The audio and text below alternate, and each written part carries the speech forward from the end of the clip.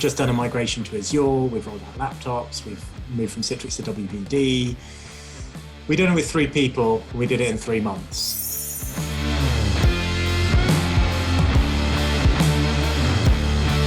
There's never been a better time to build credibility at the board level. If you were struggling for IT investments before the pandemic, you certainly shouldn't be now.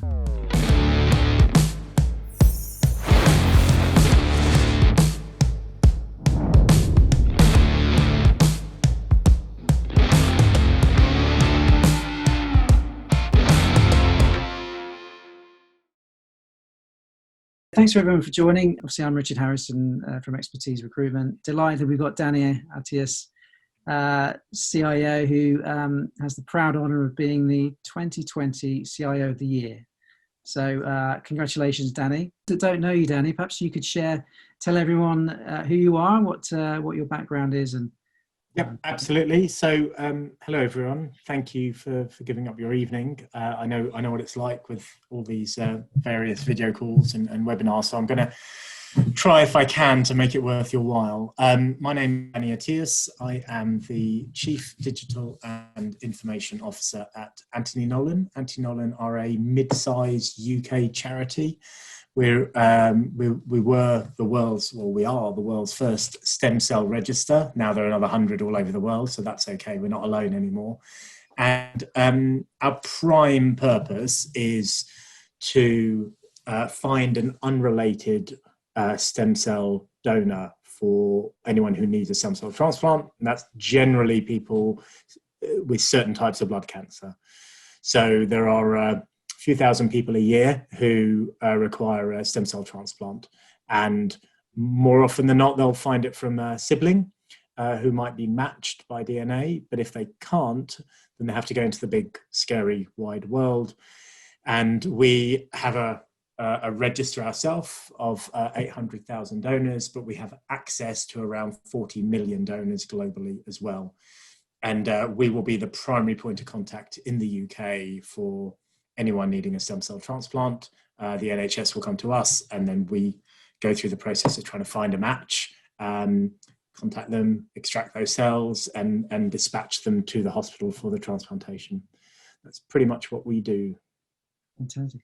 And what's your role within the organisation? And just tell us about. So yeah, I'm responsible for all things technology, data, and information security. So at its core, I have an engineering team with infrastructure, information security, application development, application support, a product team, which is business analysts, product owners, and scrum masters, and a data community. So I have a very, very, very small data team, but we have a very large data community across the whole organization. And that's the model that we've chosen to work with, which seems to be working quite well.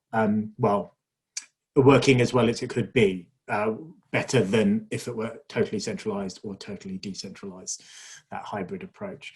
And then most recently, I've taken on responsibility for digital strategy and digital development across the organization, which has never been owned. It's been a bit headless. It's taken 4 years for them to realize they needed someone to run it. And then finally in April this year, I mean, it was pre-pandemic agreed, but from April this year, we finally said, okay, we actually need a bit of a digital vision here rather than an app here and a widget there. So that's my overall. I report to the CEO and sit on the board. And what opportunities are there for you to make, contribution? If you're outside of the organisation, what contribution can you have, in your role as, CDIO to support the business achieve its outcomes? I think when I started, I was there to look after the IT. The way I always described it is I had 2 roles on the exec. One was to look after the technology, and it was all on me. But the other was to be a person on the board responsible for what the business does. And I think lip service was kind of done for that. I was the first CIO on the board, and it's taken my 4 years. I'm now absolutely part of setting the direction of the organization. not just digital, but just really challenging what we do and what we don't do. And that voice now gets heard, but that's taken 4 years. Fantastic. And is it, if someone like myself that obviously isn't a user of the services that, the amazing services. And hopefully never will be. Yeah, and hopefully never will. I don't want any of you to ever be a customer. Really, yeah. No, seriously. But I mean, if you were in that unfortunate situation, to have to use the services, are there certain sort of initiatives that you've used, technology that has had an positive impact for that customer, using that word loosely? Yeah, so I use the word business in my charity, and I use the word customer aggressively. We have different types of customer. So the primary customer is the NHS transplant centre.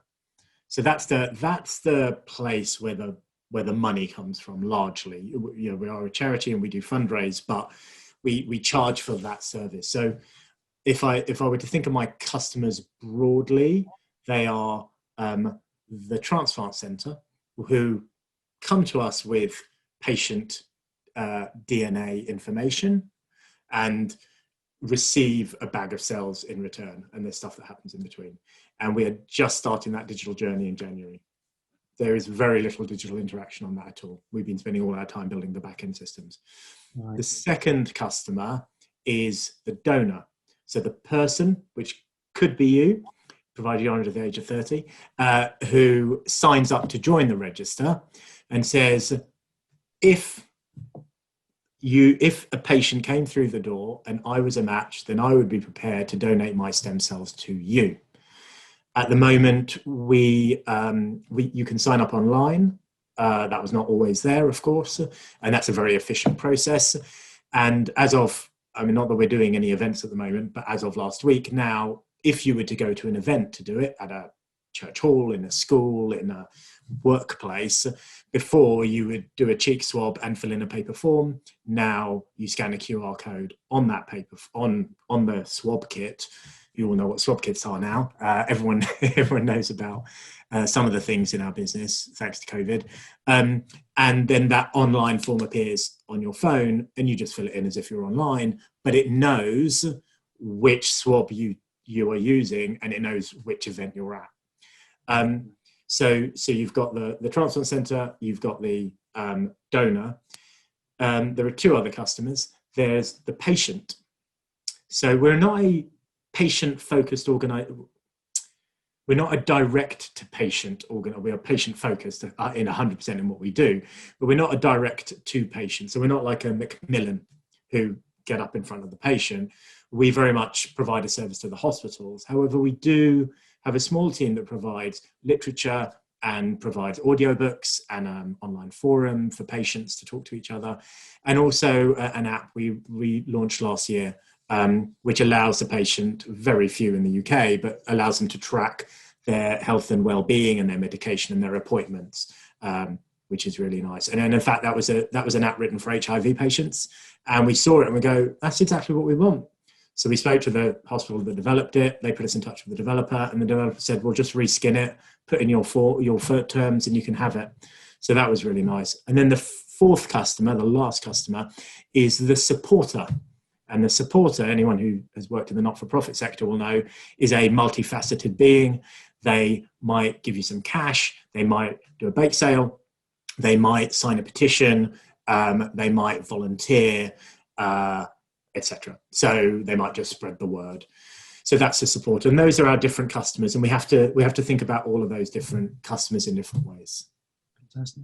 Well, one thing I'm curious about, obviously with COVID coming along, the pandemic, charities have clearly had less income coming in. Has that impacted Anthony Nolan as well? Or yeah, it has on two fronts, and we have two sources of income. One is charitable, and one is for the services that we provide. The charitable income has come down. Individual giving has come down. We can't run gala dinners. We didn't have the London Marathon and so on. So there's been a dramatic impact of our fundraising income, and that's led to redundancies. Our commercial income has been impacted because the number of stem cell transplants that can happen have reduced as well, even though they are absolutely life critical. The hospitals and elective or non-elective surgeries, were somewhat constrained. So we're effectively provisioning less cells, which has had an impact on our income. Yeah. So from both directions, there is a notable hit on our income. Because it's interesting, because you hear, I watch 5 Live, and you hear about the sectors, the hospitality sector, the retail sector, the airline sector, and so on, that get a lot of, opportunity to talk about their issues at the moment. The sports, the football clubs, and so on, and yet charity, it almost feels like it's in the background, but yet it's a real issue, that's affecting all charities, I'd imagine. The role of charities in the UK, it's a bit of it's an odd thing. I don't think generally people understand where charities. I mean, even I've been on the Anti-Nolan Stem Cell Register since 2001, I think. I had no idea they were a charity until about 2014, when I got called up as a potential donor. I wasn't a match, but and there was some literature, and it talked about donating money, and I'm like, why do you need my money? I had no idea why. I give blood and they don't ask me for money. Why would this? And why are they a charity? Actually, why aren't they part of our health service? And there is a stem cell register on the NHS. The NHS Blood and Transplant have one, but it's not driven. It's not a priority, so it's easier effectively to outsource that. But yeah, charities are not getting. They've had a tough time over the last 5 years, 6 years. The sector is really struggling, and I think the relevance of the sector is under incredible threat. And I do wonder what the charity sector will look like in the future, and whether we'll all become or be replaced by social enterprises of sorts. And in a way, 80% of Anti-Nolan is a social enterprise. Yeah. So we're quite lucky from that perspective. Fantastic. Yeah. Well, so I guess. Moving on to you and your career, there you were. I've just realised we were at university at the same time. All right. We're the same age, 35, right, Danny? But so went to university. How did your kind of career sort of unfold and ultimately, culminate in that sort of board level CIO, CDIO role? Yeah, I try and make every large complex decision I need to make quite simple, whether it's choosing a network provider or a CRM platform. I can normally just narrow down the decision to 1 or 2 questions. If it's really complex, I'll give it 2 questions, but generally 1 question. And my entire career today has been pretty much predicated by those very simple decisions. So the first decision I had to make was when I was 14 or 13, and they said, "What GCSEs do you want to do?" And I was like, "Well, I don't know. What's the impact of choosing your GCSEs?" Well, it's going to impact your career choice. It's going to impact your university choice, and so on. So I thought, well, figure out what you want to do at university, and then the decision's made. The next few years are covered. So I decided I wanted to be a chemical engineer. And that defined my GCSEs, it defined my A-levels, and it defined my degree. Very simple. I did an industrial placement at Kodak, and making photographic paper, which is a thing of the past, which was pretty cool, actually. And I decided I did not want to be an engineer. That was really clear. So I didn't know what I wanted to do. I had chosen not to study computer science because I liked IT. I managed the computer network at school.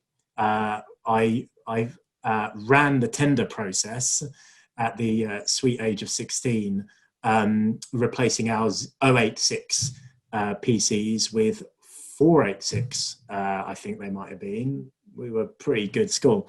And we had a suite of 20, a room with 20 computers in it. And by the end of that, I'd facilitated the process, actually switched the vendor. So I went with a different vendor that the school was originally going to go with. And I ended up with my name on the door and computer network manager, it said, which is pretty awesome. I didn't know, I couldn't code. I still can't code. Didn't really know much about computers at all. I just kind of understand how they hang together. So I decided coming out of university, what do I want to do? Well, I want to do something I enjoy and something that I'm probably going to be good at, and something that's going to pay the bills and that I can find a job in London. So IT, that will do. So I got a job on the John Lewis Partnership graduate training scheme, IT. And that was brilliant. You know, that was a 3-year wraparound. We're going to develop you as an IT professional. And that was exquisite. So I did 6 months as a COBOL DB2 programmer. I looked at it and said, you know, I can do it, but I'm not that great at it. And I certainly don't enjoy it. So I was the quickest person to stop being a programmer in the history of the John Lewis Partnership. And I became a systems analyst. And I did about 6 months of that. And then I switched to a business analyst. And then I did 6 months of that. And then I became a project manager. So I was the youngest project manager at John Lewis, IT project manager at the time. And then I became an infrastructure project manager. And that was it. I found that thing that I enjoyed and I was good at. And I found myself surrounded by people who really understood the business or really understood the technology. And I just kind of I was very lonely in the middle because I was on my own. And these guys knew the tech and these guys knew the business. And I didn't really know either of them that well, but I knew them well enough to interface the two. Mm. So I ended up managing or kind of bringing together a complete refresh of all of the infrastructure of Waitrose stores.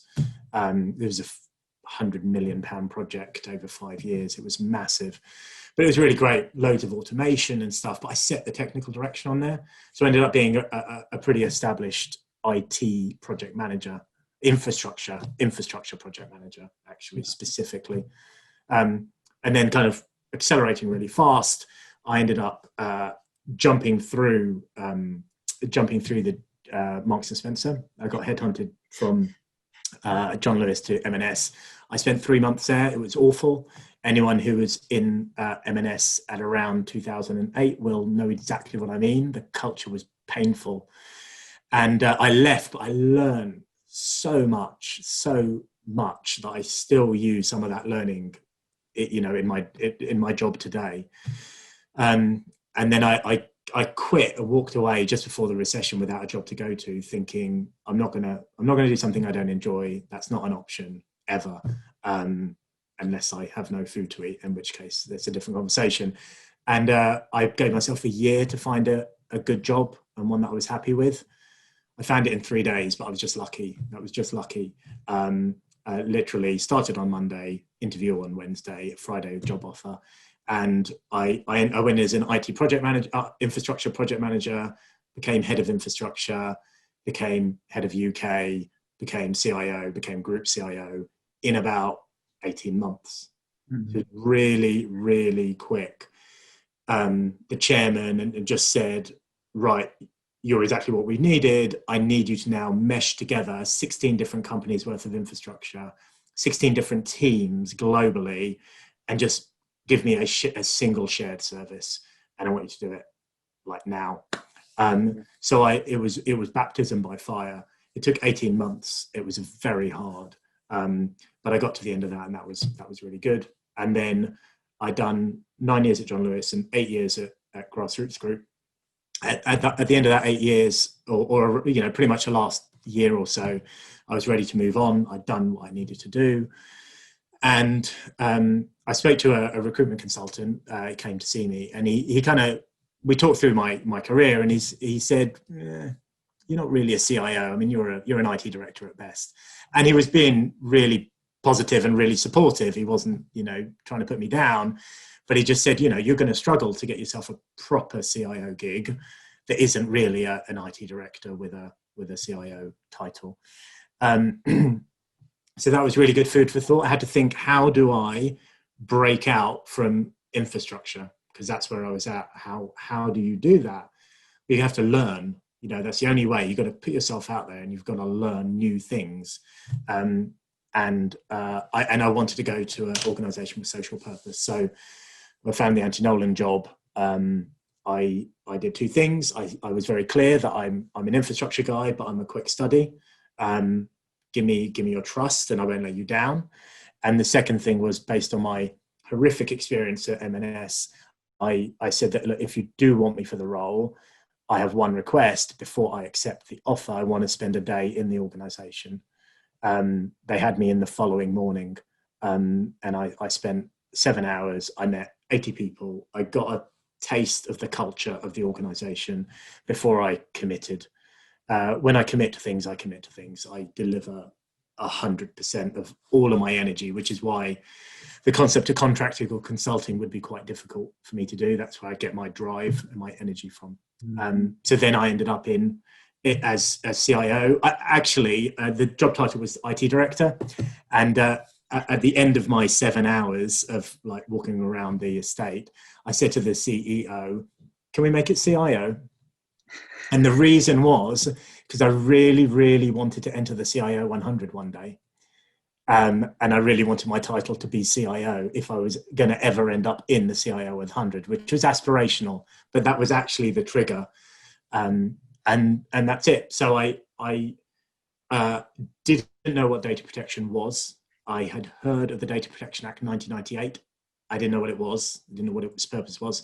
I didn't really know what data management was. I had never done application development. I did infrastructure and I did information security. And all of a sudden, I'm now responsible for all of these things. And I just had to immerse myself completely and be brutally honest with everyone around me that I don't know, I need to learn. So I became DPO and delivered the GDPR program, which was really effective. I really have a passion for data privacy now that I understand it. I've transformed, we'll talk about the detail, but an application development team, created a data function. But the other thing, I spent about 3 years trying to figure out what digital means. And I'm not being facetious or I'm not joking. I just genuinely didn't know what it meant. I would go to seminars and I'd read articles and I'm just going, they're not telling me anything. What actually is digital? It took me about 3 years. I think I've got it, but it's only in my head, so I might be wrong. And at that point, I understood it enough to say to the CEO, okay, look, you need someone owning digital. And then I started working on her. And again, I timed the CIO to CDIO to coincide with my submission for the CIO 100 as well. It was a notable change. So I've been kind of very focused, not in any way, shape or form trying to get into number one. That blew me away. I don't know where that came from. I still doesn't make sense. I just want to get in the top 100. I just thought, what a really nice way to kind of be recognized. So a really long answer to your question. No, I mean, one of the questions I get asked, very often, especially from the next tier down, the IT directors, the people in number 2 positions, is how do I step up to being the CIO? I was going to ask you what your lessons are, but it sounds like you just need to ask your boss to change your job title. I mean, is there must be something more fundamental? It took me 4 years. It took me 4 years. I had to gain the trust. Yeah. I really had to gain the trust. So that that was a big piece, and I had to show them that there was a need. I wrote an article recently, I think you saw, Richard, on LinkedIn, and one of them is, and the word's not quite right, but I always try and work myself to the point of redundancy. And what I mean by that is, if I'm sitting here at this level doing this thing and it is all consuming, it's exhausting, I'm doing well and I'm enjoying it, my challenge to myself is not how do I make myself indispensable to the organization so that they can't get rid of me. It's how do I make myself totally dispensable to the organization such that that function continues to deliver without me. So, and that's been a driving force throughout everything that I've done. If I can make myself dispensable, yet have created a function that now performs, then the natural thing is to step up. No one in their right mind running that organization is going to go, oh, that's great, it runs itself, we don't need you anymore. They're like, I have other problems that need solving. Yeah. And that's, that's the key. So I think for me, it's just, I had to immerse in data privacy. I did nothing but data privacy for 6 months. Nothing, because I had to get it right. I had to understand it. Once I defined the culture, defined the operating model, we now have a DPO who works within the organization. I'm there as a consultant at best, not even a consultant, as a relatively informed party to try and help inject ideas, but nothing more than that. Yeah, fantastic. I think that sort of leads nicely on to I think people are interested in how you perhaps built successful teams in the past. I mean, what's been your leadership style with achieving that, and how have you gone about it? Partly it's about being approachable and accessible, although that's easier said than done. I certainly went through a period where not a single member of my team spoke to me. Like, literally, I'd walk in the room and it would go silent, so I'd have to go and sit elsewhere in the business because it just wasn't working out. And that was due to one toxic person, which was then protected, so I couldn't do anything about the toxic person. I'm like, can you not see that the whole thing is underpinned? I think part of it is about empowering. You've got to recruit good quality people. I mean, that's the bottom line. If you've got a group of people that have been there for 20 years, done it all the way they've always done it, they don't want to change anything, they're just not interested, there's only so much you can do. And then there are things you can do, but there's got to be a sense of drive there. If there's no drive, and I have had it in the past, where one case study is I had an infrastructure team that just were not delivering, and I brought in someone above them. So effectively, it was a demotion of the infrastructure manager. Brought someone in above him. He was a disaster. 6 months later, he went away. That team, boom, snapped into life. Same people, not a single personnel change in there. They suddenly we're never going to let that happen again. We've got this. And they were truly, truly amazing. But the main thing that I did here is I spoke to the team very honestly about stopping doing things that we don't need to do, stopping projects that were going nowhere, using different skills, learning, and changing the way we do things. But the key message, I talked about I don't know if any of you are aware of the Japanese concept of ikigai. There are 4 key things that make up this concept of purpose, I suppose, of ikigai. One is that it does good. The world needs the thing that you are doing. Well, we get that for free, right? We help people get stem cell transplant, so check. Then the next thing is that you get paid. You can make a living out of this thing. Well, you're getting paid, you're in the team, check. This is going well. You're already halfway there. The third thing is that you're good at what you do. Okay, well, shouldn't really be here if you're not good at what you do, and that's the responsibility of the organization. So let's just assume on the fact that you're still here, you're good at what you do. Check. The last thing is you love what you do.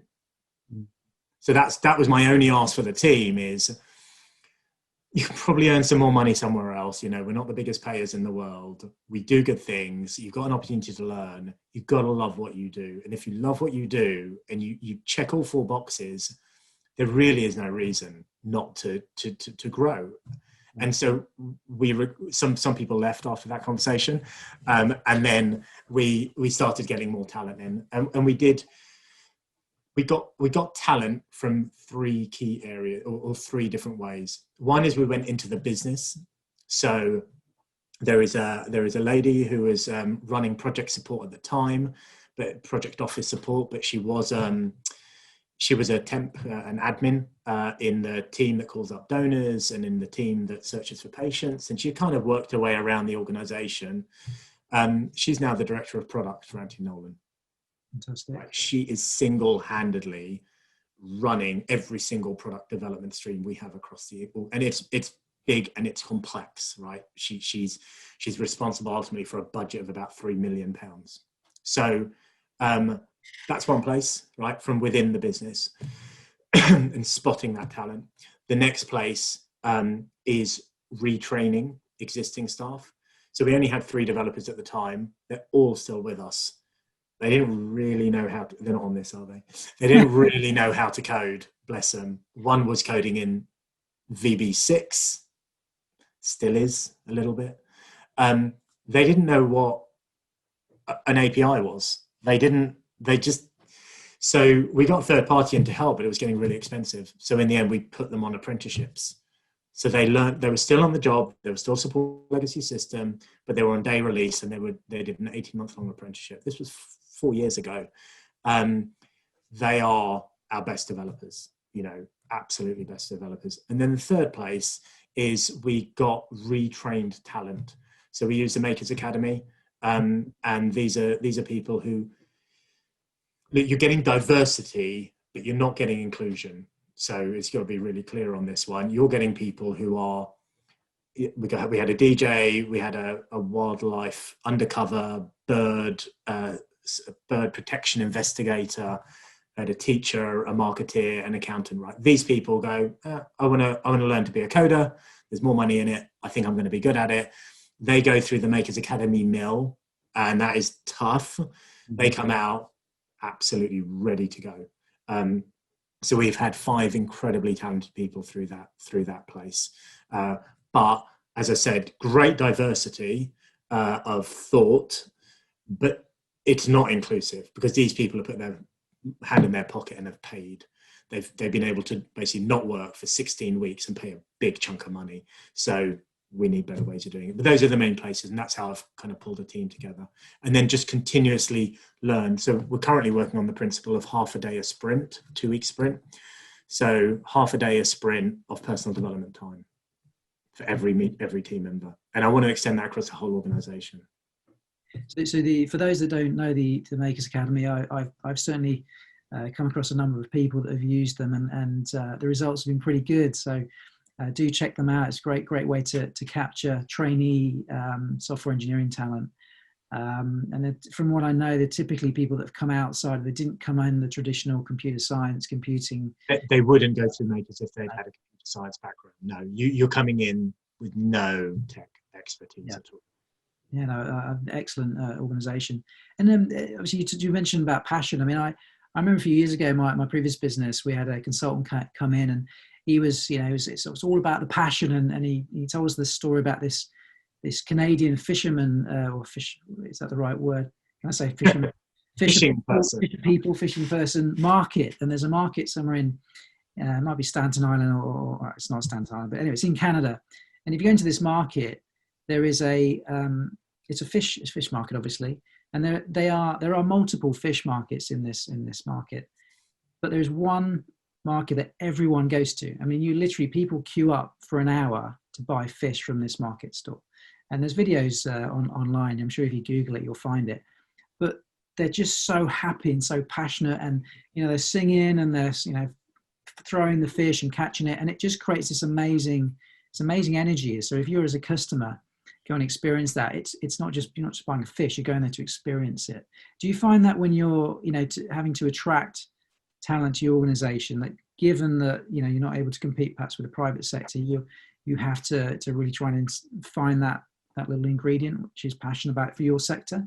Yeah, so I just did an interview just before this, and I go through stages of an interview. So if I spot someone that I think, oh, that might be the person, I get a bit excited. And so what I do is I unload my passion, my energy, and I'm like, I want them to see that they're coming into an area, and I want to see how that reflects off of them. And then when I peak, when I think, yeah, they're definitely right, I then do complete opposite, which is I then start to pull out all the skeletons in the cupboard, because what I want to know they're resilient. And I do the same thing that I did when I went to Anti-Nolan. I get them to come and spend half a day with the team. I say, this is your day. You ask the questions, you interrogate. It's a 2-way street. I need someone who's going to be, so we've got a head of engineering. It's probably a bit of a crap title. I think we're going to change it to head of DevOps, but he looks after app support and infrastructure. And He was exactly that. He was exactly that. So I tell you what, we hit him really hard. Before he started, we told him about the troubled people in the team. We told him about the problems in the legacy infrastructure, everything. And he arrived, and there was no way he could make an excuse about anything. He couldn't go, oh, this isn't what I expected. I said to him, is this what you expected? He goes, yes, this is exactly what I expected. And we've just done a migration to Azure. We've rolled out laptops. We've moved from Citrix to WVD. We did it with 3 people. We did it in 3 months. I'm just speaking to Microsoft at the moment. Sundar Pichai, the CEO of Microsoft, is considering using us as a case study in the keynote for Microsoft Inspire next year. So what we've done is not just, we just put some stuff in the cloud. We've done it really fast, really efficiently. We've made use of every service possible. And I spoke to him yesterday. I'm going, so how's it been? And, he started with exhausting, it's been so hard. It's been really stretched round the clock. And then I finished with, did you enjoy it? He goes, yeah, it was brilliant. And that's it. That's all we needed. So it's really important to find people they've got to care. A lot of thing is, I think the way I describe it to the team and to recruiters, I think in the IT function, it's kind of 50-50. So if you're applying to be, I don't know, work in a search team or part of the regular charity stuff, you're passionate about the charity and the charitable purpose. Maybe not our charitable purpose, but about social purpose. You are. That's not enough for a tech team. If you want to build an amazing technology team in the charity sector, it's not good enough to just fill it with people who are passionate about your social purpose. I think it needs to be about 50%.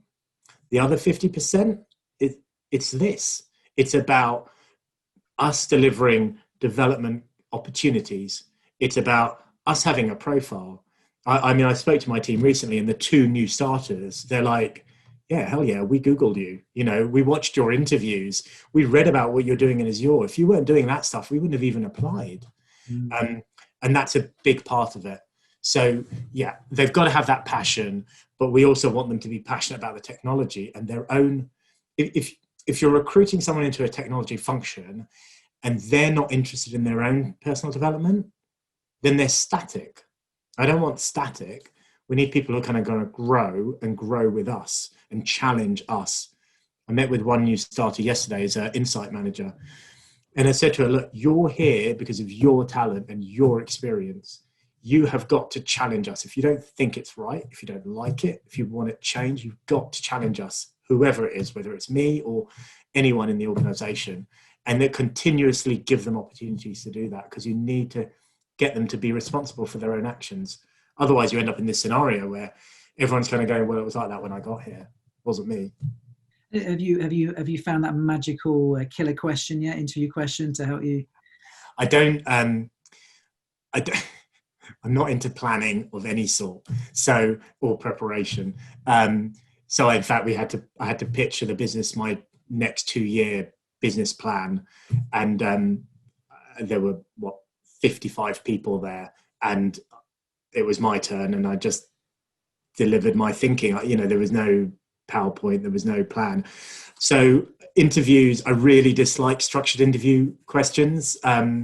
I think they have a purpose, so I'm not saying they're not worthwhile, but I prefer to kind of go with the flow of the interview and really just work off the energy of the candidate, and then kind of drive it around and just see what you're getting back. But no, I think one was, I went through a period of lots of interviews with a lot of people who really like structure, and the one they really liked is, if you could just leave us with 3 words, what would they be? Something like that, and it was quite good, because it was not just the 3 words, but it's how they stopped to think about it and how much consideration they gave for it. But they weren't allowed to articulate it, just give us those 3 words. That was quite a nice technique. Interesting. It's interesting as well about the day that you did in the business. I thought I was one of those unusual people that had done the same thing. Like when I sort of got into my career in the recruitment sector, I studied in the States, so I worked in the States. When I came back, the plan was to head to London, and I was just looking for a job, and I had this opportunity to go and work within this IT recruitment business. Knew nothing about what it would involve, and I just said to them, I had no idea what it involved. Can I come and spend half a day with you? And no one had ever asked them that before. Yeah. And they said, yeah, come in. And it gave me enough insight to think, yeah, I'll give it a go. And yeah, here I am 21 years later. So I think that's fantastic that you do that. And what about role models? Did you have any, I kind of half know the answer to this, but did you have any role models, coming out through your career and why were they a role model for you? I think different people have had different impact, I suppose. And say Lance Armstrong was a big role model for a while when things went a bit south. But actually, I mean, even that, to be honest, the not that we're here to talk about Lance Armstrong, but the beauty of that is no one can take away what he gave to the world. That the passion for cycling and the ambition and the adventure, regardless of whether the guy ended up being complete fraud, that's still there. All those things, all those gifts that people got from that was pretty nice. And I think that's important because people have different influences, good or bad, or however it works. And I've had a few people. So I think if I were to give a small number of examples, I had one person who I befriended when I was 16. I was doing my GCSEs, and she was 5 years older. She's still a very, very, very good friend. And then she kind of sat with me when I was doing my homework a couple of times, and just it was just pure coaching. It was just like, well, what do you think that means? Just that little tiny bit. And I'm not kidding. That influence took me from straight C's to straight A's in a year. Wow. Okay, just that little bit of, if you put a little bit of effort, you'd be amazed at what you can do. And I'm like, wow, this isn't that hard. Crikey. So that was a really, really big influence at a very, very, very young age. My grades went down from since then, but I stopped putting in the effort. And then I had that manager that I mentioned that I had this one manager who he was very young. Sorry, this is young is a relative term, isn't it? So he was about 5 years older than me at the time. That was a few years ago. And he was a member, British Computer Society he was a chartered engineer. He had an MBA. And I'm like, how is this possible? He was a consultant. And he had been the IT director of the Eden Project. And he was managing 40 people. He had, and I was like, how's that possible? How do you manage 40 people? And he said, you don't, you just manage 5. And I thought, oh, good point. That's interesting. You're only managing 5 people. They're managing the rest of the people. And it was a really interesting set of perspective. He was a contractor, but he was my boss at M&S for under a month. I had 3 bosses in 3 months, all contractors. And he was basically the one who looked at it and just going, this is not good. You could probably do better. So that's the one you probably know about. That was just really, really powerful. And then more recently, as I've come into the not-for-profit sector, I've just kind of looked up to and admired a small number of people who have really, succeeded. There's Claire Priestley, who's leaving City University and going to Manchester. Avril Chester, who set up Cancer Central, and currently is at the RIBA, Royal Institute of British Architects. Laura Dawson, who was at the British Council, now she's at the London School of Economics. There's a theme here. And Alison Davey, who was at the Francis Crick Institute, and she's now at the Natural History Museum. So I meet these people through my kind of charity network, and they sit on the stage at the Charity IT Leaders Annual Conference, and I'm just like, I have got so much to learn, right? So much to learn from these people. And so I became a trustee of the Charity IT Leaders, so I can get close to them and I can learn this stuff. And I make sure that I kind of get close enough that it rubs off a little bit and I can learn from those things. So, that's been really powerful. Fantastic. And obviously here we are in this pandemic, the world of how we work has completely changed. how's it impacted, yourself and the organisation, and or has it not? Um, Massively in every way you can possibly imagine.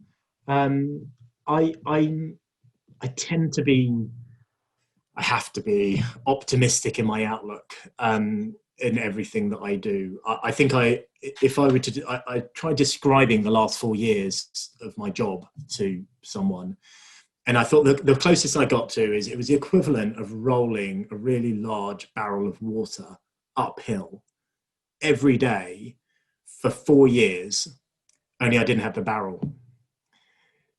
It's just relentless, it's just really hard. So I have to look at the positives. I have a look at the growth opportunity and the learning opportunity. And the when the pandemic hit, we just kind of, everyone was like, oh, what we're going to do, pandemic. We got our pandemic plan out. We had one. We got our pandemic plan out, and we were a health charity. So it's kind of a big deal. Avian flu and that kind of stuff really impacts our business model. And of course, it's completely out of date, right? The tech was out of date, the people are out of date. And I just go, well, you don't need a pandemic plan. You need to sit around the table for an hour and a half and just build a pandemic plan, right? Let's go. And we did.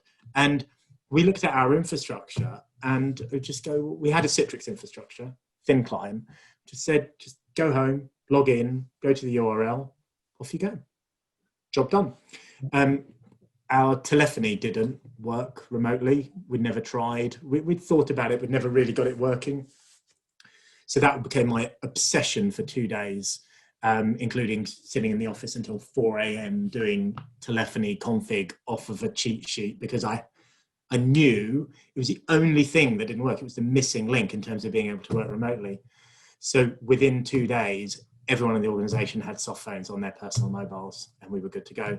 So yeah, within 4 days, everyone was at home and working remotely. It was very, very, very quick. Oh.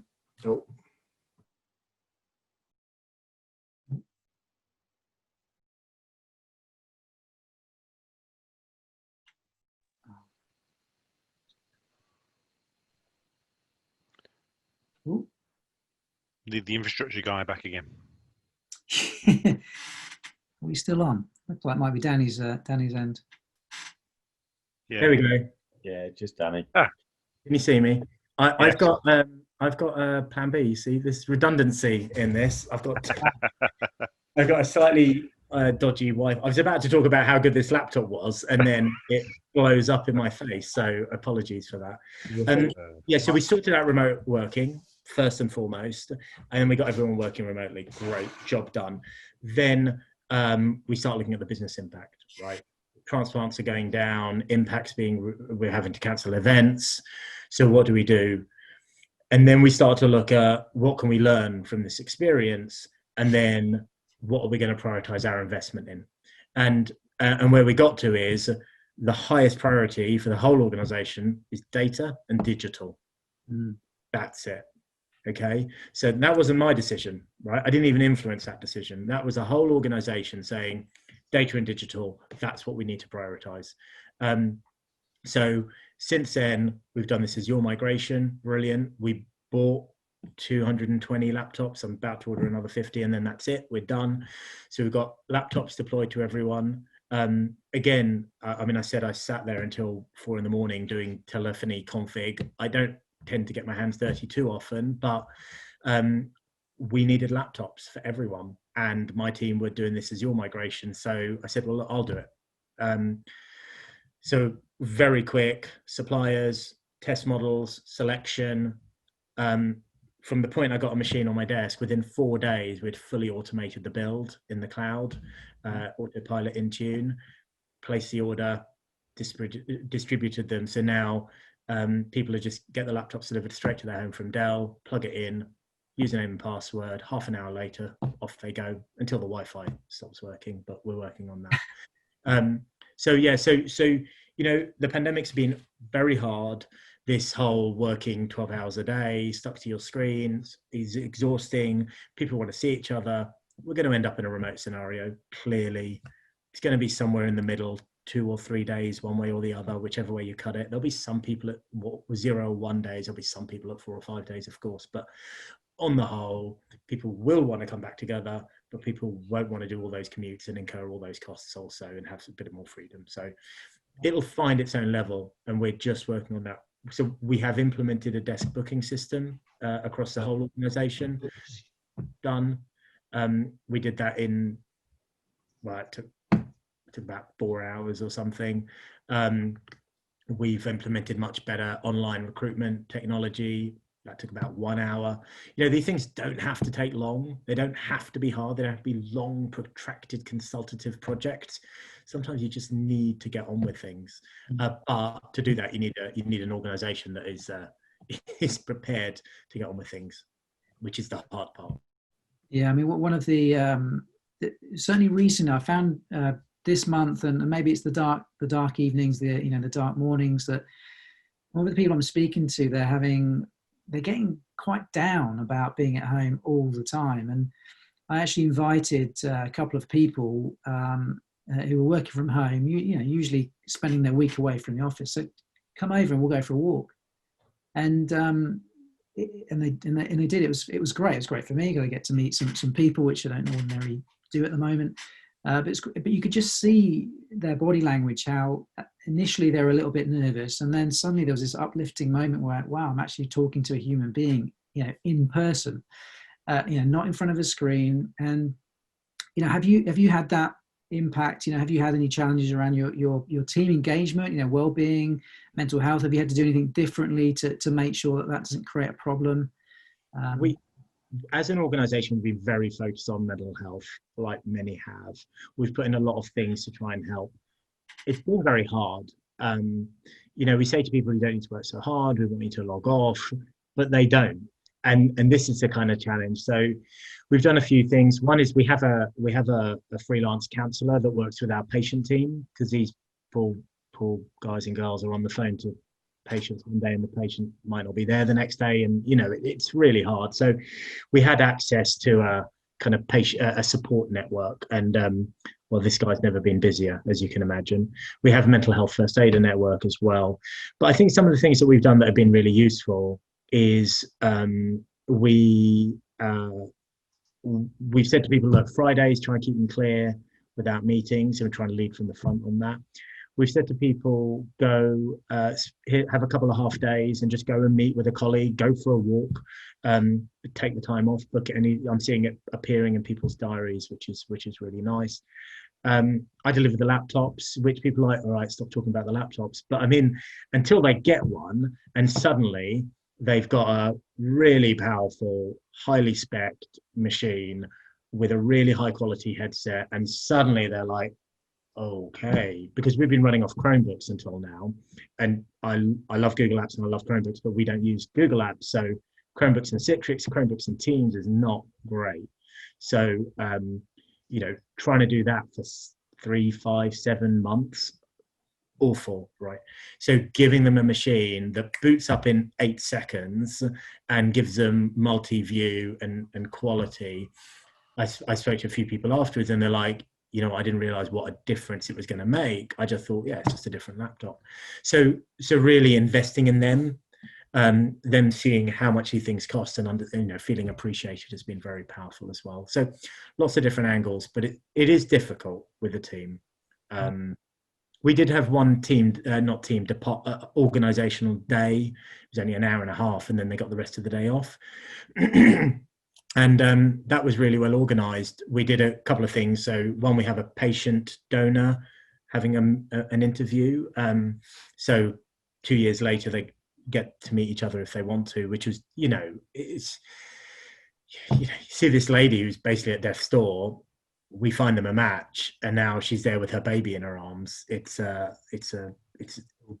gives purpose. And the only other thing is that our head of internal comms is a professional comedian. So he's on the BBC and stuff. He is brilliant.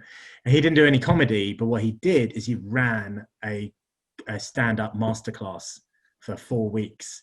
And we had 8 people from across the organization go through that and give us their 5-minute stand-up.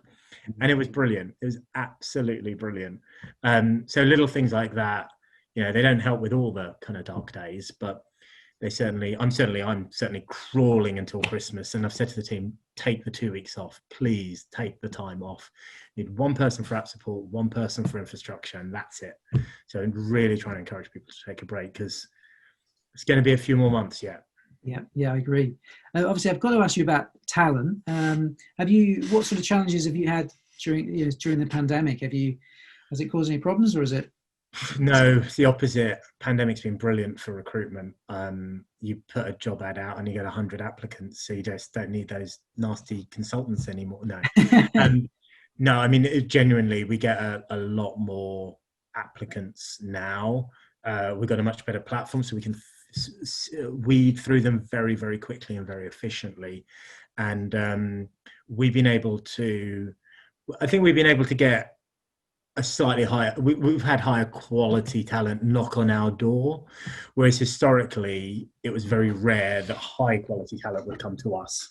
We would have to use agencies to do that.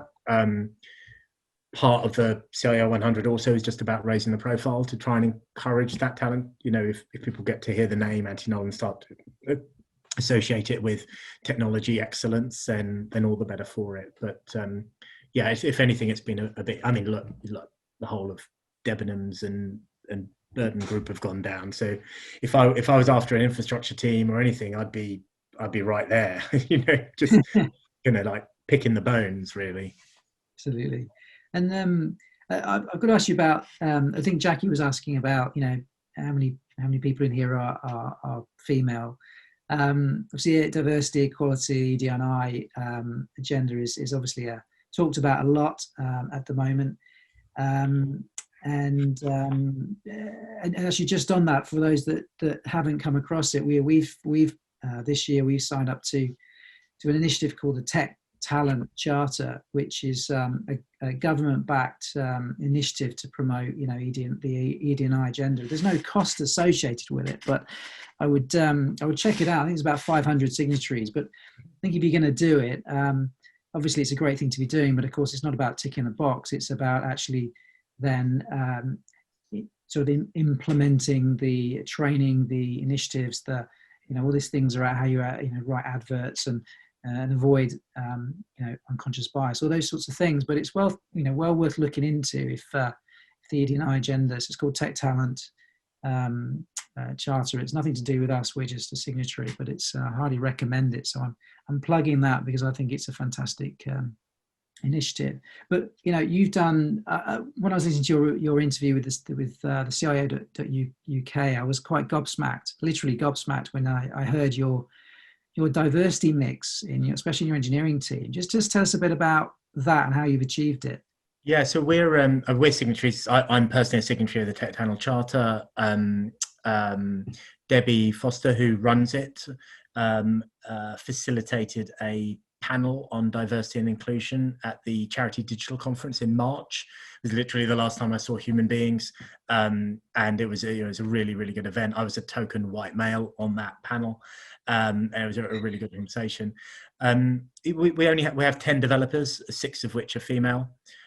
So we got 6 women developers on our team. In fact, we've just shortlisted 3 business analysts, and they're all men.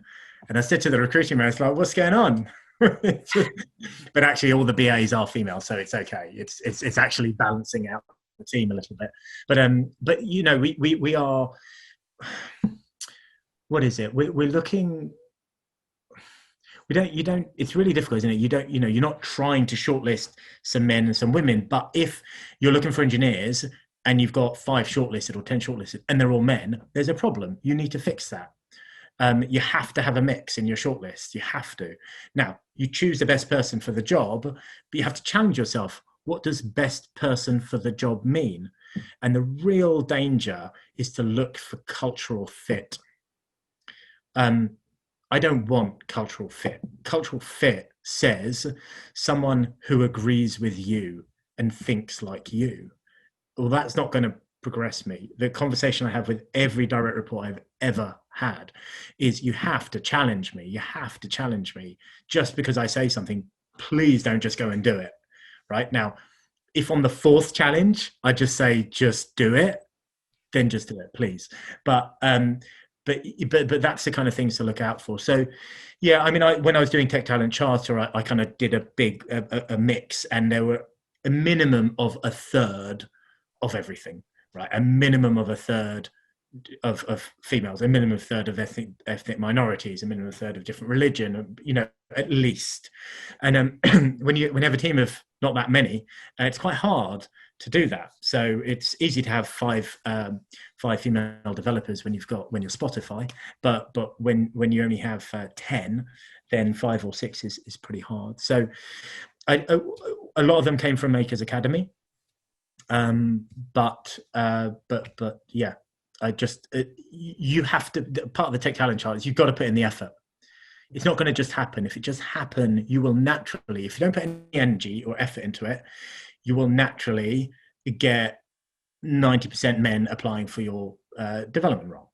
You will naturally select people who look or sound or think like you. So you have to challenge. I did take a job ad.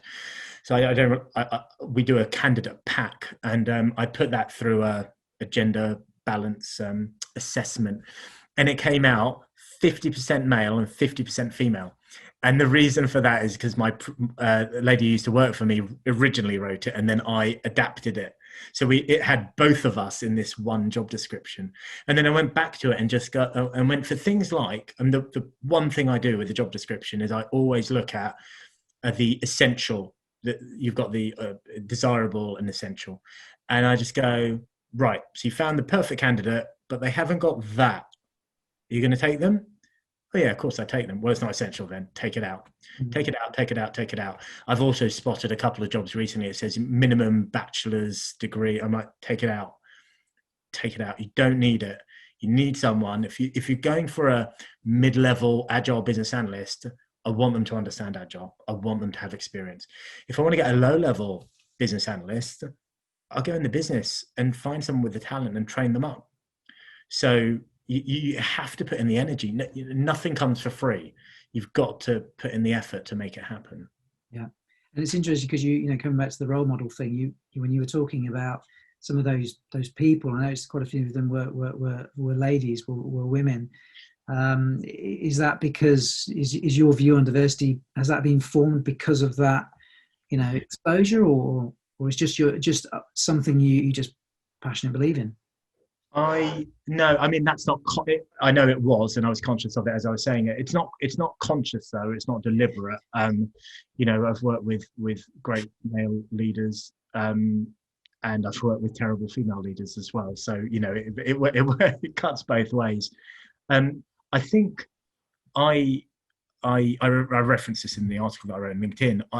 I grew up in a very stable, balanced family home with a very strong maternal figure. You know, my mum and my dad as well. But you know, you expect your dad to be strong, so you don't have to talk about it.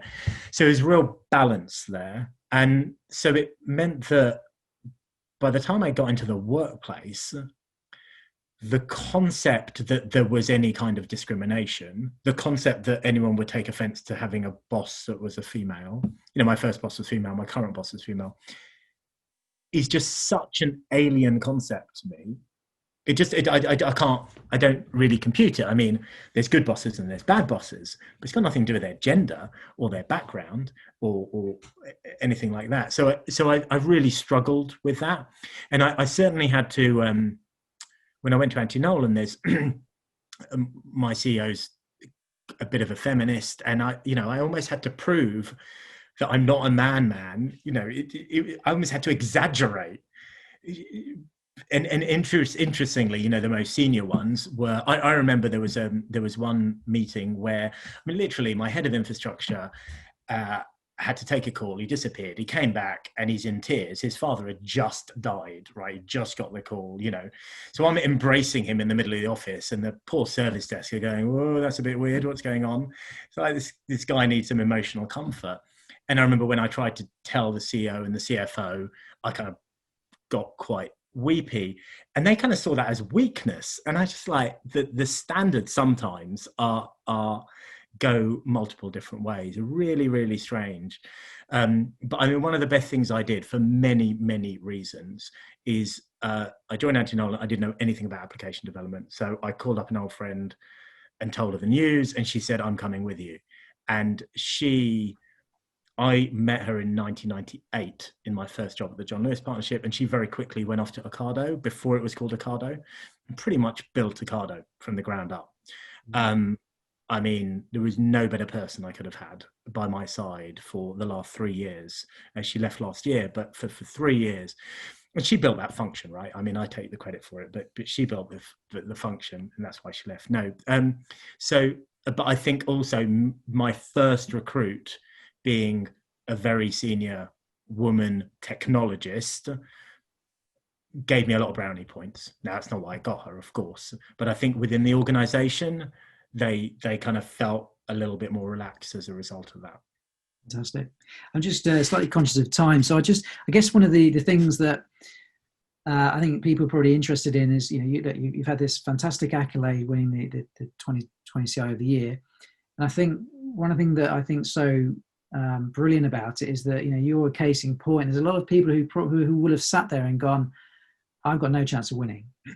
Or I don't run a big enough function. I'm not running, Lloyd's. I'm not running, a £1 billion IT budget. Well, you're, clearly a case in point, as you've alluded to, that you don't have to have done that to be recognised for the accolade. So perhaps you can just tell us a little bit more about, why you entered the CIO Awards, how you went about it, and any kind of advice for people in thinking about doing it. Yeah. So, I already said I didn't think I was worthy. I'd go to the events, the CIO, those annual conferences. I found the best conferences I'd ever been to. I just found them really insightful. So I thought, I'm not worthy. My first year at Antinolan, I'm not worthy. And then by the second year, I thought, you know what? Let's give it a go. I probably won't make the top 100, but at least they've got it on the record. And then next year I can show a bit more progress and maybe I can make it in. Also, up until that year, the applications were public. So you can go on the website and you can download the application. And I just thought, well, it's hard enough to write about your achievements, let alone make it public. And it is hard. For me, it was hard. So it probably took me about 3 weeks to fill in the application. I had to really get some quiet time, and it was a very cathartic exercise it's a bit like when I'm doing a major IT project and then I write the business case at the end. I'm holding myself accountable that I've really considered everything in a really structured way. So this was getting to the end of my year and really documenting, what have we done? What have we achieved? What have we invested in? What have we neglected? And so it's a really good, and so even if it never went anywhere, and I think I said on your post, Richard, on LinkedIn, that I have kind of 2 rules. So number 1, I don't share it with anybody. So I write it, I submit it, it's on me. Number 2, if I get in the 100, I share it with everybody. So I'm holding myself accountable for what I've said. I can't tell porkies in this one. And then in that first year, the way it works is that you physically, in 2018, you turn up at an event, and at the event there are little booklets, and the booklet is a list of 100, and you're in the 100, right? Otherwise you wouldn't be at the event. And then you pick up the book and you find yourself, and you know where you are. That's it. And I started at 100, and 2 pages, so it's 91 to 100, and I wasn't there, and I'm like, nice. Brilliant. So I turned the page, okay, and then I wasn't there. I was like, I must have missed it. So I went back to 100 again. And then one of those people that I mentioned earlier came past me, and she tapped me on the shoulder and she goes, you might need to look a bit further up the book. I'm like, hold on, what's going on? And I kept going. And then eventually I was number 9 in 2018. Absolutely blew me away. I mean, it was such testament to all the work that we had done. But I also thought, I've peaked. Job done. I'm finished. I then applied again in 2020, and I thought it, was it a bit repetitive or not, but it wasn't. We had been able to move things forward enough in those 2 years.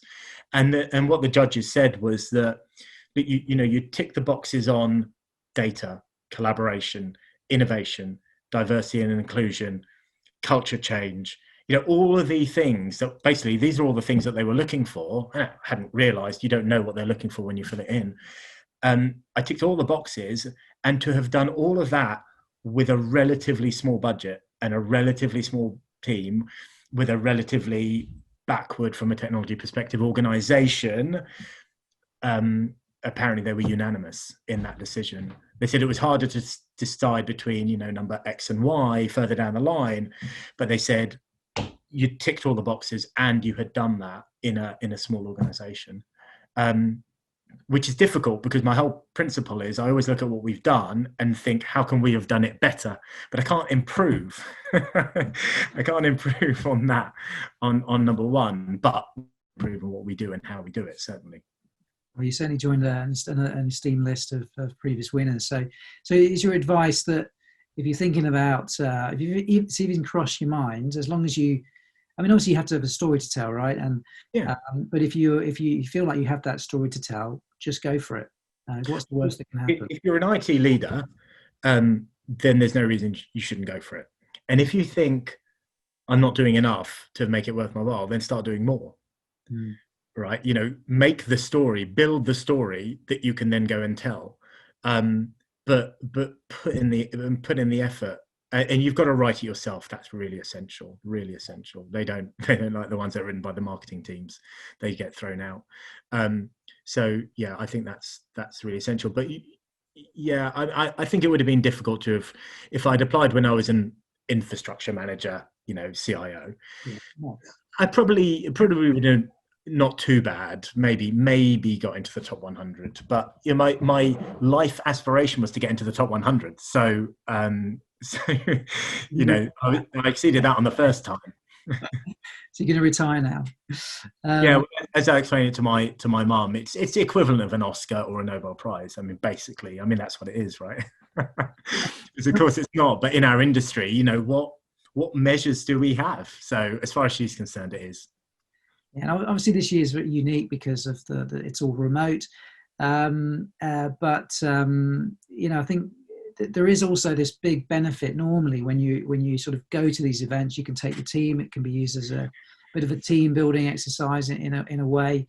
A few drinks, a bit of fun, but obviously there's potentially very strong networking opportunities. You can build allies. I do tend to notice when whoever gets in the top 100, suddenly they will become good buddies, and they start communicating much more, and then suddenly you build this other sort of set of contacts that.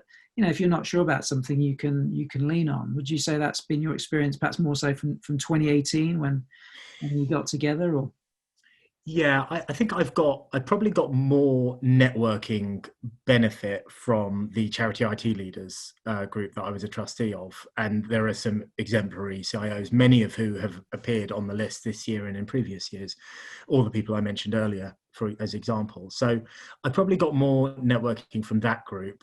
I don't think I got any networking or recognition in that position number 9, but going to the actual conference, which was a wonderful conference in the Shard. So I'm pretty gutted that this year it was a virtual conference in my bedroom. I've certainly got more influence or more opportunity to network with people, and opportunities like this, which I'm very grateful for, Richard, because it's nice to be able to kind of tell the story and share the story and just help people out. I've accepted every LinkedIn request that's come through. It's about 1,000 of them. It took so long to request them. It was taking too long to review them. So I just thought, well, I'll request them. Then what's the damage? And I haven't responded to direct sales, right? Come and see our product, let's have a virtual coffee. But pretty much anything that isn't direct sales, I have responded to. And I'm speaking to a lady tomorrow, Rav, who was on BBC for Women's Hour this week, talking about women tech talent for women and mentoring young girls, not me, but the women in my team probably. I've got a daughter who's doing GCSE computer science at the moment, of her own volition, of her own choice. She's not being forced well, she's been influenced, but subliminally rather than directly. So I mean, I will engage with any. What I do is when I got the opportunity to interview for Anthony Nolan, I reached out to my network, actually was the editor of CIO.com at the time, and said, can you put me in touch with some leading not-for-profit CIOs, please? And he did. And I spoke to these wonderful people, and they gave me half an hour of their time. Right, that really helped me get my own confidence. This is the sector I want to go into. So if someone's going to reach out to me and say, can we have a chat, blah, blah, blah, then who am I to say no? And I did have a chat with a guy on Sunday night. He messaged me on Sunday night and he's like, when are you free? I'm like, well, I'm free now. I'm pretty busy during the week, and he's like, great. And we got on a call, and it was about career advice and being made redundant and different opportunities and things. It was really useful for both of us, and I can learn from that. I've got so much more learning to do. So yeah, really, again, a long-winded answer. That's why you're over time. Well, I think that's fantastic that you're prepared to give up some time, but also I think it just shows, especially when you're at the top of your game in terms of your functional area. It can be lonely at the top, right? Who are you going to turn to, and having that external set of people you can talk to and share ideas. In my industry, I'm part of an association, and and anytime I need some help with something, we for example, we just placed our first contractor in the Netherlands today, and you think, crikey, how are you going to do the compliance? Well, boom, straight over. I know exactly who I can talk to. This is the situation. Can you help? And there's nothing wrong with that, but it's really important to have that community. Listen, that's everything. Sorry, yeah. No, I was you just triggered two quick thoughts. So one of them was when you say it's lonely at the top. My I've only had 3 direct reports: engineering, data, product. Took a long time to figure out what it should look like, but I wanted it simple. I wanted the business to be able to understand it, and I wanted words that the business could understand. But we're all equals, okay? And I work with the lowest paid guy in my team on the service desk, and we work as equals, right? He coaches me on stuff, and I coach him on stuff, and it works that way. And it's not just saying that; that's genuine. So, on the first part, as a direct team, we work really well together.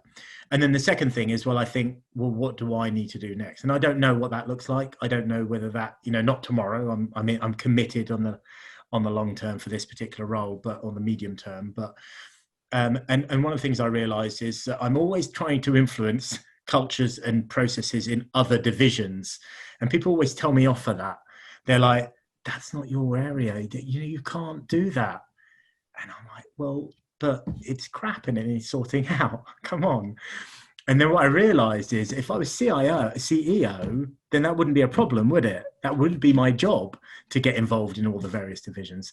So not that I'm saying that I want to be a CEO, certainly not an Anthony Nolan, but it's just really constantly thinking about what does the future look like? And it could be CIO at bigger and bigger and bigger organizations, maybe. There's a whole different dynamic going on there if you're doing that. And it could be a COO. I like a operational process. I like a fire, quite frankly, a bit of firefighting, but I don't like it every day. But I spoke to the COO, and it's like, this pandemic's been awful, hasn't it? She's like, yeah, but it's been pretty fun. So trying to figure out new logistical models and sales models. So it's just trying to figure out what's next. And I think everyone should always be thinking about, what can I achieve better this year? What can I do differently? How can I continue to grow all the time? Yeah, that's brilliant. I was just going to say, I was going to open the floor, if you like, to other people. I've asked you lots of questions. I'm just conscious that I'm sure many people have got some questions for you. If anyone has any questions for Danny, I don't know if you can unmute yourself, or if you can't, just pop the chat. Put the question in the chat and ask. Hi, Danny. I'm going to jump in very quickly because I need to go. Okay. Hi. Congratulations, mate. Well done. You asked to reach out to CIOs and leaders of social purpose organizations. I'd love to connect with you, so I will send you an invite. I'm the CIO of a housing association, and we do a lot of social housing. I was shortlisted in the other competitors, what's his name, award ceremony. And I saw so many parallels with your story, and I thought I just wanted to comment to the rest of the audience how cathartic it is actually writing your own story, even if you don't submit it for an award ceremony. I found it particularly, looking back at where you've come from or things you've done, I think is really helpful, and it's helped set direction further. So it's definitely something I would recommend doing, regardless of whether you have any intention of pursuing an award or not. So just thought I'd give that bit of feedback, and thank you for arranging this, Richard. And again, Danny, congratulations, well done. It's good that the social purpose businesses are getting, the kudos. Thanks. I had a supplier say to me last week. He said, I was really worried when you chose to move into the charity sector. I thought you were a bit too young to basically give up on your career. And he goes, you certainly prove everybody wrong. So if anything, I've opened the door back into the commercial sector. Not that I want to, not unless they've got some serious social purpose. Fantastic. So what are your next aims then? So you've achieved your main goal. You got into the top 100. You've got to the very top of the top 100. You must be thinking of what's next then. I am, but I it's only been a couple of weeks, so I am just thinking. I've still got the final few bits to put on top of this cake that I'm doing at the moment, and that's about the digital. I need to get myself proficient on digital innovation, customer-led journeys. I need to get that sorted. I've been gearing up for that. That starts properly in January. And I think over the next year, I'm going to really get to understand and get some real experience of that. And then I don't know what comes out next. We'll just have to see. I mean, I've never won anything in my life. So this is, I won a kind of handicap triathlon once because I was paired with the best triathlete, because that meant I was the worst triathlete, and that's why we got paired. So that doesn't really count. But yeah, I mean the idea is to just see where it goes, but not to stop thinking about it, not stop looking. I think often you don't when you're trying to think of an answer to a problem, I don't think I'm going to get to the answer immediately. I just continuously look at the problem in lots of different ways over time, and then all those neural firings do their work, and then a month, 6 months, 2 years later, boom, you're like, obviously, whatever it is that I do, and I said this at the beginning, it'll be something that I put all of my energy into. There's got to be something that I get excited about and passionate about. But honestly, that could appear on the horizon tomorrow, and I could be fully immersed in it by the end of next week. So it can happen very, very quickly, whatever it is. So I don't know. We shall see. It's impressive you managed to stay focused on it, because some people who find these things and something new to look at, they'll look at it for a short period of time where they then hand it off to somebody else. You actually manage to maintain your energy, do you? Yeah, I have an energy. I have a very short attention span. I can't get to the end of a magazine article, for example. So writing my own article on LinkedIn was very hard, but it took me 5 hours to write a 5-minute read. So, but I thought, well, I've got to give it a try. But my energy span is about 5 years. So if I look at things that I've done over my lifetime, when I invest fully. There was at one, very briefly, the one point where I decided what I want to do is a combination of yoga, acrobatics, and Thai massage, right? I became the best known acro yogi in the world, right?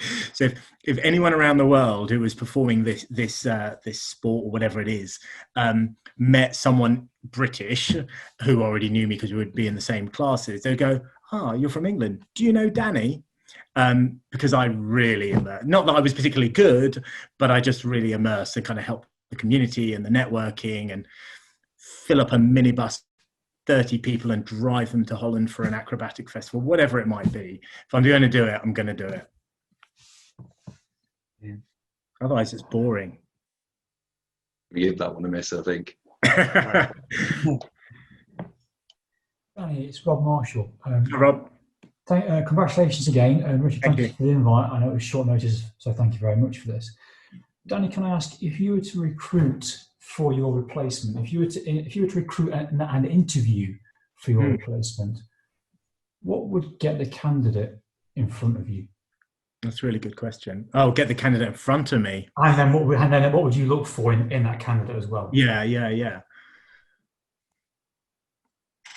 I think it's drive. It's that energy. I wouldn't want anyone coming in going, and that's what the CEO looked for when she recruited me. I wouldn't want anyone to go, yeah, I've done this. Then it's not. They've got to see it as a challenge. They've got to see it as a stretch. I think that's the key thing. That energy and that drive. I would want to see and I don't know how you assess for it, but a level of resilience. So someone who can take a lot of rough with a very little bit of smooth, because it is hard work. I mean, part of my intention is to not leave until I've got the organisation to the plate where someone can just slide in and get on with it. And I do most of the heavy lifting, but I mean, that'll never happen because there's always the next level and the next level. So I think that resilience and that drive and that passion, I mean, actual technical skills don't really matter. I'd want to spend a bit of time. I want that person to spend a bit of time in the organization, not just with me, but with other people, and really get a sense of that drive. But anyone who comes in and goes, I can do this, it's easy. So I got asked when I moved from grassroots to here, it was half the team size and it was half the budget. And so people were like, well, why are you doing that? Isn't that a step down? I go, well, it's half the team size and it's half the budget, but it's more than double the responsibility. So it's got application development and it's got data protection, and it's a level up. So it's a direct reporting to the CEO. Now, I had reported to the CEO before, but never sat on the board. So I said, well, I want to make it a little bit easier in terms of the size of the team and the budget so that I've got more time and energy to really figure out what does it mean to sit on a board and report to the CEO and start doing things like application development. So anyone coming in has got to see it as a challenge and a step up, not this is easy, I can do it in my sleep. There's a trust in that vulnerability because you're admitting your deficiency in application development and other areas which you're now responsible for. And that person can take a trust in you. They see something in you. I suppose it's you've got to look for that same capability and that same vulnerability as well. Yeah, I had to buy, my biggest asset was trust. I had to get their trust, the board, the chief exec, the leadership team. Once I had that, then they would allow me to fail and try again. And we failed a lot, especially on infrastructure. We had some bad months, but they're like, okay, what are we going to do about it? And with that, we were able to create. Without it, it would have been very hard. So yeah, but you how can you trust someone that's not vulnerable at all? If they're not showing any weakness, and you've got to be hiding something, right? None of us are great at everything. Thank you for your responses. Thank you. All right, Rob. Just on a related note, Danny, I'm sure many of us have read, Jack Welch's book. If you haven't, certainly recommend it, on leadership, and talks a lot about interviewing and the attributes that he looks for. And this is one of the greatest CEOs in the history of corporate business and globally, and estimated he got it right 80% of the time. But those attributes that you were talking about, their drive certainly was one of them for sure. I'd certainly hire for attitude, I think is the expression, isn't it? And that's very much coined from Jack. I think one of the biggest risks and we've sat around the table and gone, right, these are the people we've lost. Why? What went wrong? What can we do different? What can we learn? And we do that. And I think the biggest one historically has been, it was really hard to find good talent. I mean, even getting a guy on service desk took a year at one point, because they just weren't coming. We're getting a lot of dross, and that was using agencies. And I think often when we failed, it was because we were just too tired. We were too desperate. So we took someone that if they had arrived on the first day, we wouldn't have accepted them. But because they arrived on a year later, or there was a vacancy was there too long. We took them on, and it just didn't work out. And you kind of know. Occasionally, you'll get one that just didn't pan out, and just go, "What went wrong there?" I don't know. But generally, it's not like that. Generally, it's you kind of. And also, I try and empower my team, so I try not to veto their hiring decisions.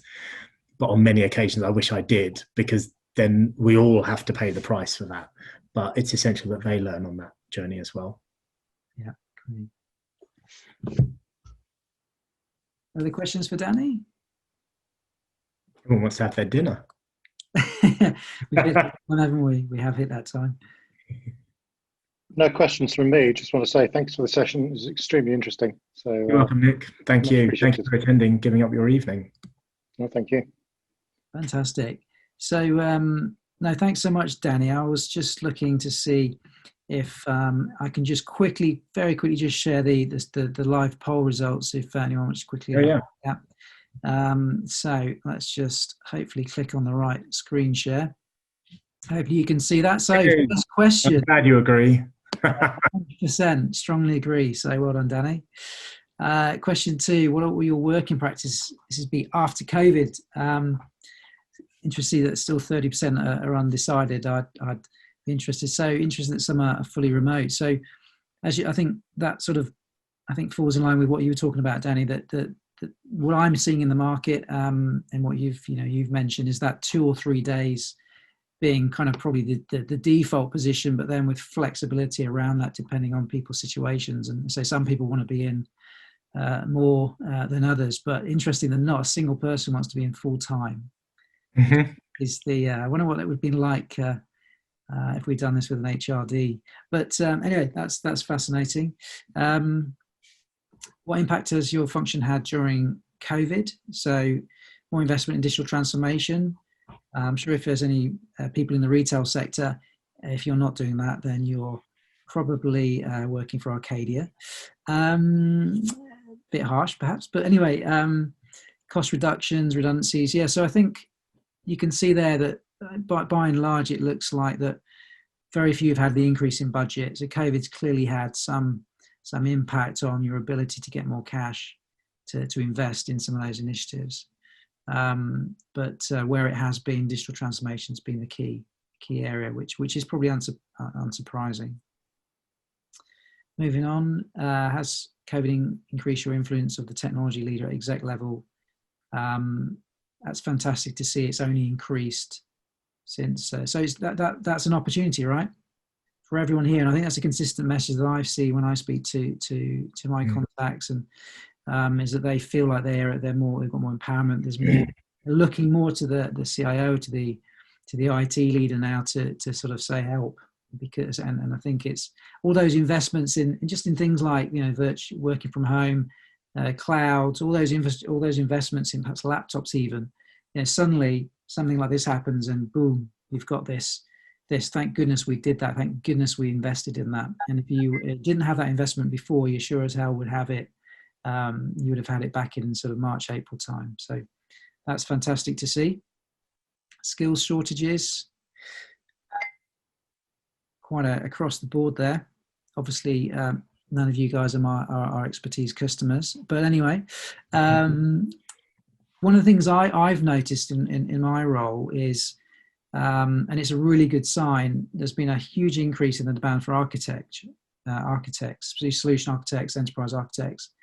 There was a big drop, I have to say, in the area of project delivery. A lot of projects were certainly canned, and a lot of contractors, I'm sure, have been applying for any of your jobs that you might have been advertising. So there's definitely a big hit there, but certainly we've seen massive surge in demand for, especially since September, for software engineering talent, data talent, and architecture, which I think is really good sign for the future, that building more internal innovation, and that's being signed off as something we can carry on doing. So that's great to see. That was interesting about the I-35 legislation, because this is one of the biggest change in contract. Obviously, anyone here will have either been a contractor, probably hired contractors, or no contractors in the IT sector, and it's still really interesting to see that a lot of people are undecided. For those that don't know, there's if you Google I-35 there's quite an interesting bit of insight into what different organizations are doing in different sectors.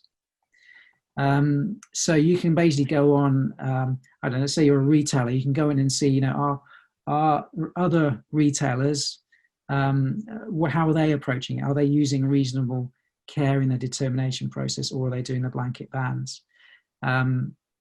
So check that out. It's worth having a look at. Yeah, it's a really interesting to see that still a lot of people are undecided. I have noticed one of our big clients, which is Sky. They sent us a note this morning to say they will be doing assessments in January. They'll be doing actual individual assessments, and then what they'll decide is they'll let the contractors know who should be inside, who should be outside, and then that will give them enough time to then plan ahead. So the people that clearly are going to stay outside, you know, there's no risk there of losing them. But obviously, if they're inside, then you've got to sort of think carefully how that's going to be managed so that you don't get an exodus of people leaving your projects. So brilliant. Hopefully that was useful to share. Thank you so much, Danny. You know, applause from my perspective. It's been wonderful to that you could share some time with us. Yeah, thank you very much for your time and your efforts, and please stay safe.